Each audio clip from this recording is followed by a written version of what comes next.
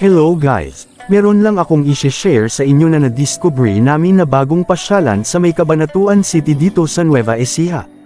Ito ay ang Grotto de Fatima de Paggas. Natatanaw kasi namin itong grotto kapag dumadaan kami sa may tulay ng Val de Fuente at kitang-kita ang imahe ng Fatima kahit na malayuan, kaya sinadya namin ito kaninang umaga para malaman at makita kung ano pa ang mga makikita pagdating doon. At hindi nga kami nagkamali dahil pagdating namin doon ay napakaganda at peaceful ng lugar. Napapalibutan ito ng taniman ng mga kalamansi at pag-akyat mo sa mismong grotto ay tanaw mo ang kulay berde na kapaligiran. Madali lang guys ang pagpunta dito. Sa may adwas ang daan at meron naman tarpaulin na magga-guide sa iyo sa mga daan papasok sa nasabing grotto, kaya hindi kayo maliligaw in case na gusto nyong makapunta dito. Panoorin nyo na lang ang video and see for yourself and just leave a comment guys kung may tanong kayo sa pagpunta doon at ituturo ko sa inyo.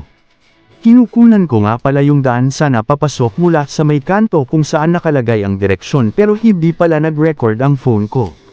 Kaya pasensya na. But one thing is for sure, babalikan ko yung nasabing grotto.